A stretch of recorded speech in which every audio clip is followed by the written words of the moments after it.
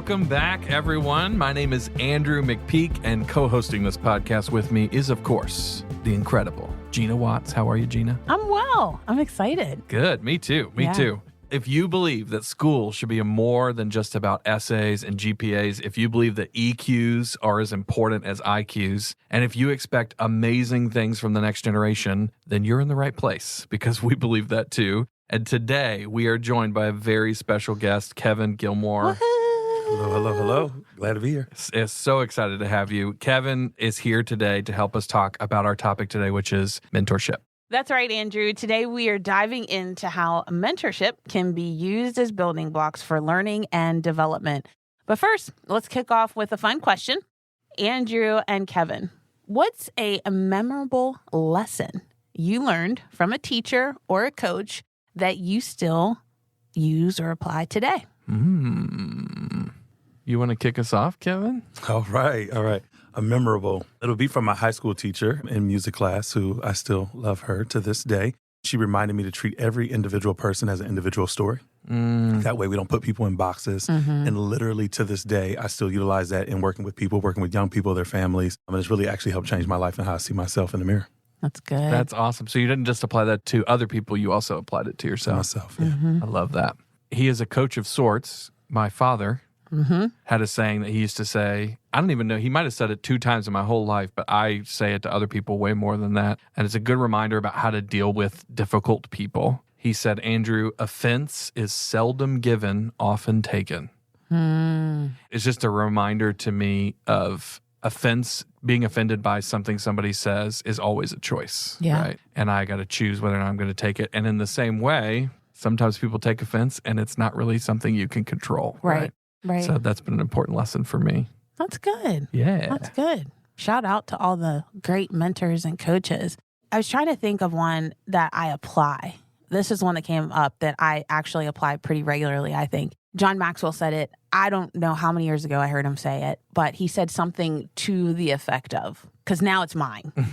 So I can't so really say that Gina John Watts said it, yeah. Because I don't know that I could say John Maxwell said it, but he said something like this, and it's inspired what I do now, which is the systems, the work you do, the things you do, they need to live beyond you and not because of you. And so I really focus on legacy building everywhere I am. Love so that. You need to do the thing so that it will live beyond you. So many times we say things are important to us, but when we leave, they leave with us. Yeah. Whether it's in our relationships, whether it's in our work, it can't only live because of you. Yeah, and if it does, then you didn't really do the job. Yep. So if it's so important, then it should live no matter who's running it or who's doing it or who's a part of it. So y'all are full of wisdom this morning. I'm loving it.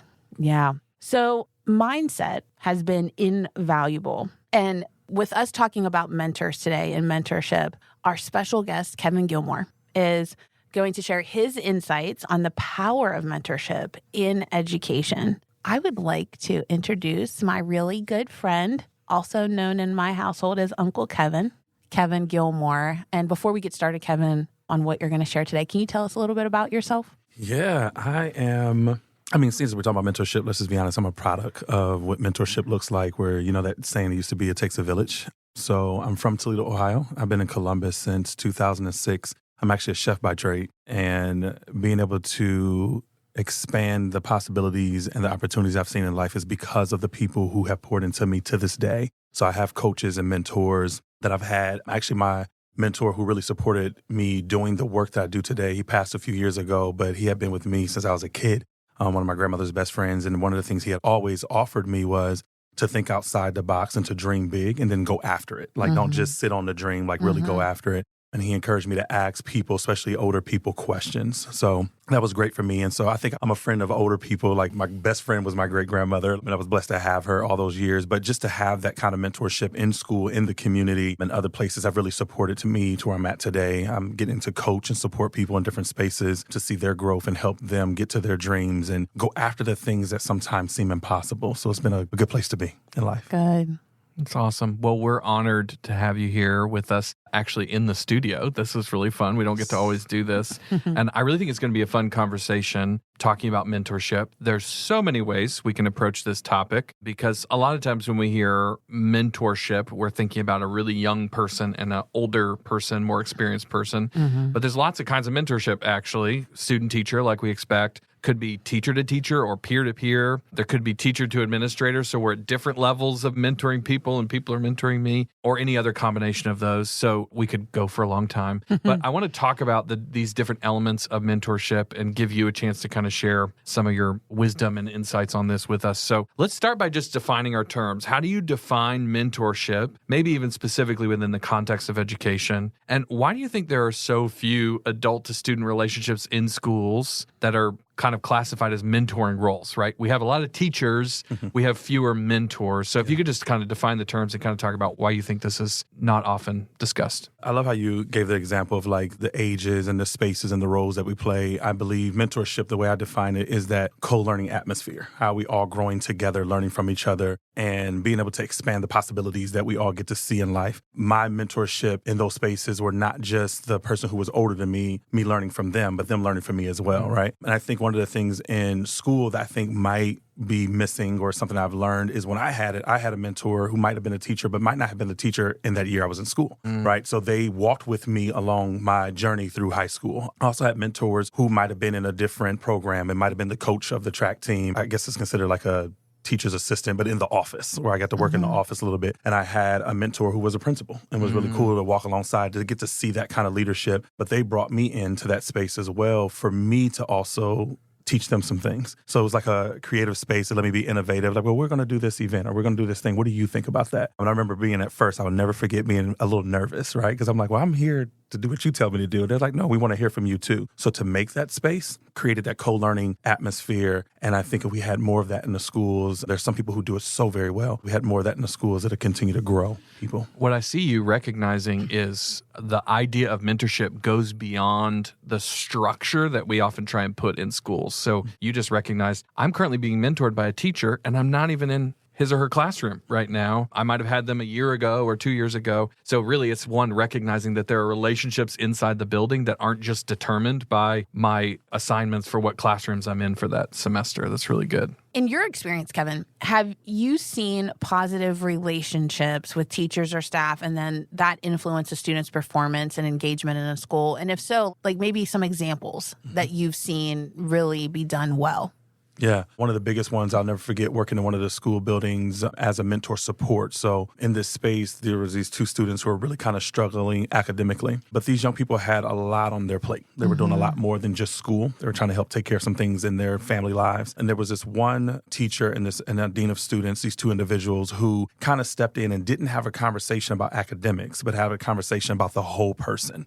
Like, what do you need to feel better? How are you today? And actually waiting for a response, right? And they leaned into them relationally and really kind of helping open up the doors for that young person to really express what they had going on. Now, one of the biggest things that comes out of that is the young person was able to speak on behalf of themselves, not someone speaking for them. So it was beyond the grades, right? And it allowed them to say, here's how I'm feeling today, here's what's going on. And they opened up more, which then allowed the school to get them some more resources because the family needs some resources. But they had a trusting relationship. Like when you talk about trust deposits in the bank, these young people had a trusting relationship with these adults who just kind of opened up just to make space for them. They would do lunch with them. They would hang out with them. They would go. One was a coach, but not a coach of the team that this young man was on. And he would go to the other young man's games when he wasn't coaching. Like their presence was more than just in the school day and making space. And then we started to notice over a course of 4 to 5 months, not just the retention in their attendance, where they were starting to be on time to school. You know, sometimes we're a little late, be on time to school and things of that nature. Their grades were actually increasing, right? Because they began to trust adults around them to ask for more help. And if it wasn't that teacher in that space, they trusted that adult enough to go ask them like, hey, I'm not struggling with this situation. And I'll never forget the one young man, when he walking through this program, we got to walk with these young people up into their senior year. And one of the things the young man said when he was getting ready to graduate was he was thankful for the adult adults that was around him that wasn't in his classroom that supported his space to grow. He didn't have any other positive relationships that he saw could be ones that can help that. And they were able to grow in a space where they were able to see beyond the current situation. And I think sometimes mentorship is so big, it's not just in the here and now, it's in the future, it's in the thinking forward, it's in the goals, it's in the dreaming that a person can do. And I watched how these relationships grew, where also the adults were learning from these young people on how to support other young people in those spaces, which actually expanded the work we were doing in the schools. But it opened the doors for more than just, hey, let's just hang out and have lunch together, but really checking in and leaning in with someone, especially a young person, to build that relationship to help them grow. You know, you said trust deposits in the bank. That is so good. That's like such good language in thinking about how we want young people, how we want anybody to feel like, you know, but how we want this next generation of leaders to feel is that there is trust. There is relationship. Somebody cares about me. And I love the example that you gave. We're going to talk to you about like some maybe advice and tips later, but just speaking to this particular story right now, let's say somebody's listening and they're like, I don't know how to fit any more in my schedule. I can come to work, I can show up well in the classroom, but like I have a full life outside of my work. What's maybe one practical approach or practical thing that we can encourage our listeners to think about when they hear a story like that? It's because oftentimes I think it's not for people who don't want those things to happen.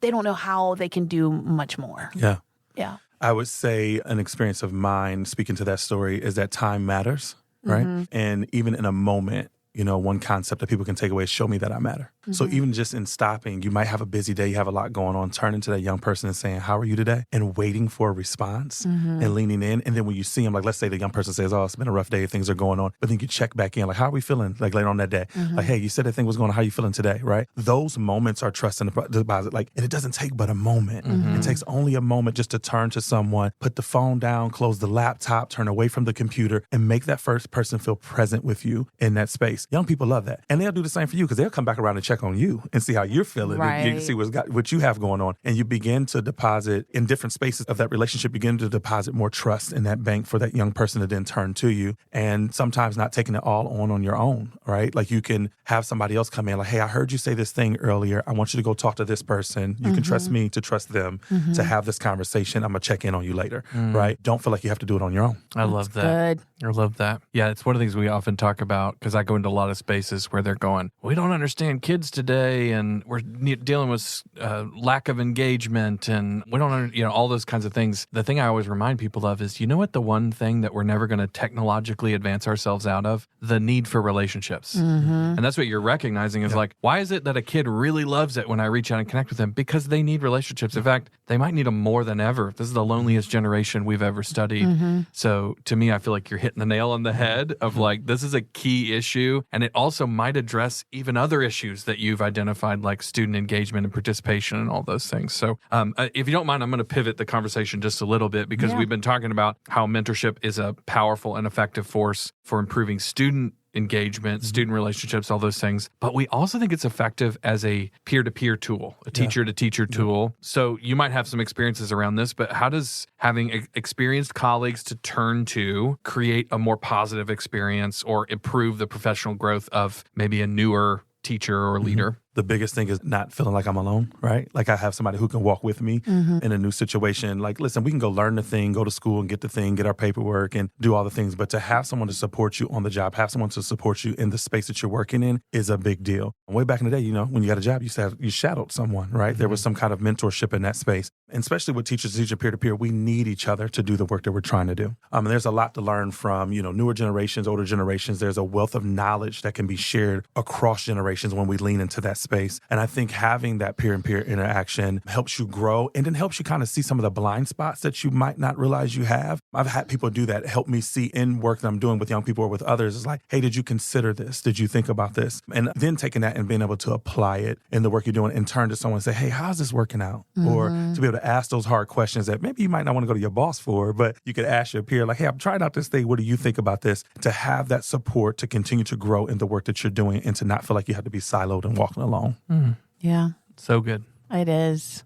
I'm restraining myself. I have so many questions.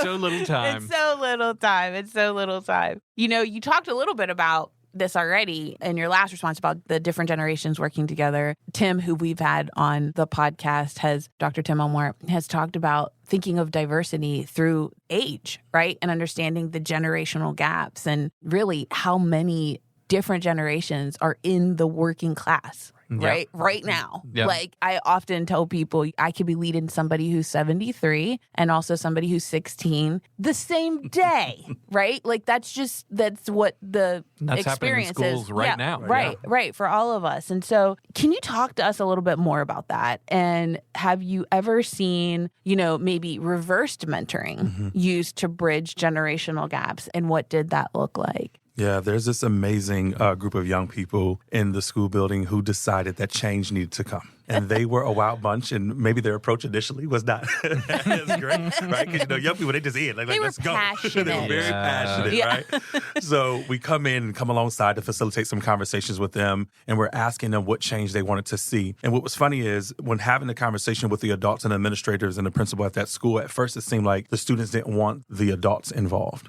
It was the total opposite. They wanted them to walk with them. They wanted them to journey with them through the thing. So we had the young people come up with an idea. What do you want to work on? What do you want to see in your schools? And they came up with these concepts, and they invited some adults in, some key leaders, some key teachers, coaches and stuff, administrators, who were all surprised that they were welcome into this space to talk about, hey, we see this thing in our school, but we want to make a change. We see this thing in the community around our school, but we want to make a change. And to watch them almost not just encourage, but also kind of lead a conversation where the adults began to open up and go, actually, we feel the same way, but we don't actually know what to do. And them come together and create and innovate to come up with a plan to change the atmosphere and the ecosystem in that space for the young people to grow, but also for the staff to feel safe to reach out to these young people and say, hey, we see this thing going on. And sometimes it can be something big like, violence and bullying was a big thing. So in this space, that was one of the biggest topics. But the administrators and teachers didn't know what to do to make change. And so they realized we need to talk to the young people. What are you all seeing in this space that we need to address and need to happen? And trust me, they had a list. Well, if we do this and we change that. And not only did they make the changes that they put on the table,